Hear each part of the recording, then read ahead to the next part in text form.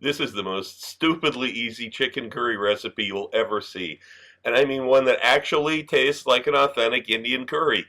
Although to get the optimum results for this, you'll need a special curry powder you have to make yourself. You can still get very good results using a commercial curry powder mix. The origin of this recipe is the Edwardian era of England, as the British were just discovering Indian food and didn't have the ingredients or the skills to make a proper, authentic dish. Do yourself a favor and don't judge this by the ingredients or the methods. I know it's an abomination, but it does work amazingly well. It's a very, very simple recipe.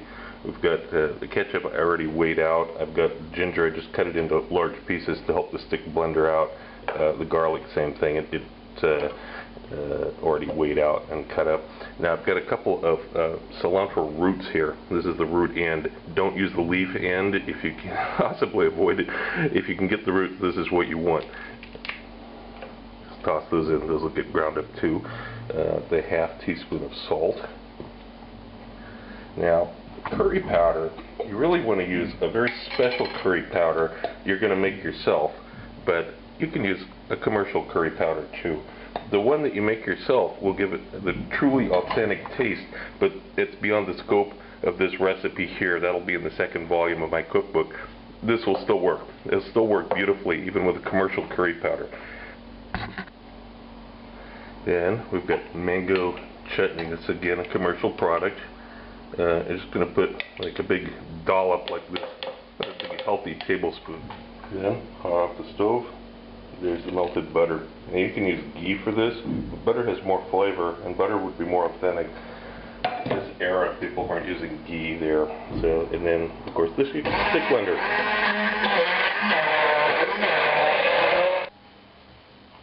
These pieces are chicken that's both the leg and the thigh that's been deboned, but the skin has been left on.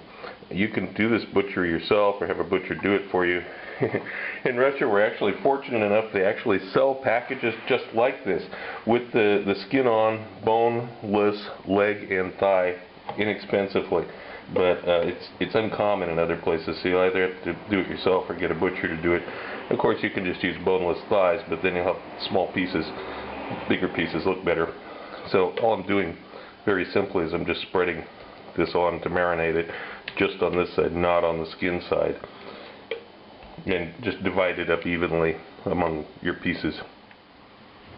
And so once you have it divided out like that, let it stand for like 30 or 40 minutes, not only to marinate, but so the chicken can warm up to room temperature.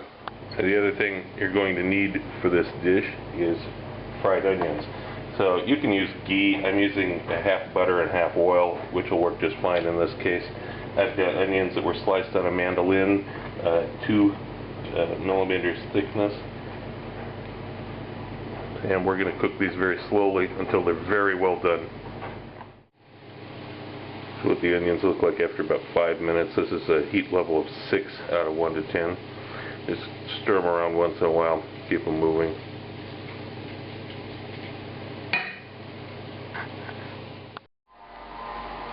Now, when the onions actually start to have some browning on them, you begin turning the heat down. So I went from 6 now to 4.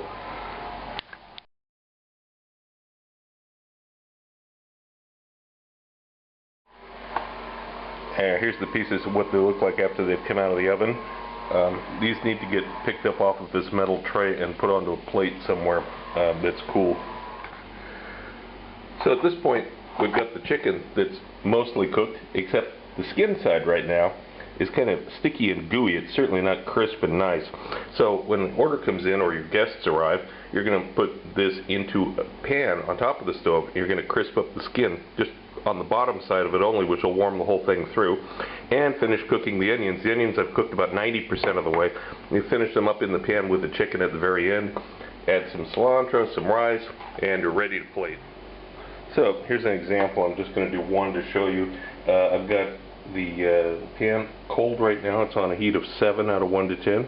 I'm going to put this in. This could have been straight out of the refrigerator. It just so happens it's still a little bit warm because it came out of the oven just a little while ago. But that doesn't make any difference. It'll warm up and cook at the same time anyway.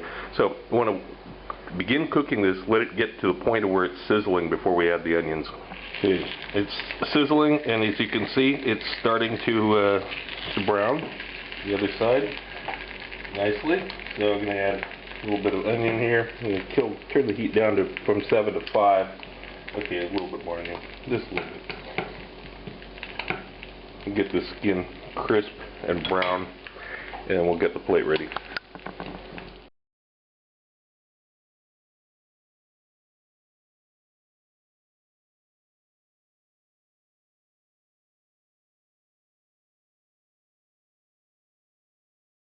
If you want to know more about my adventures as a chef around the world and have some great laughs along the way, be sure to check out the video tour of my book, 40 Years in One Night. It's up on YouTube right now. Click the link.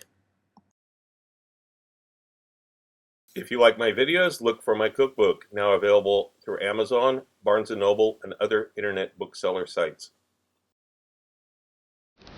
Also look for my cocktail book, Cocktails of the South Pacific and Beyond, Advanced Mixology, available through Amazon online.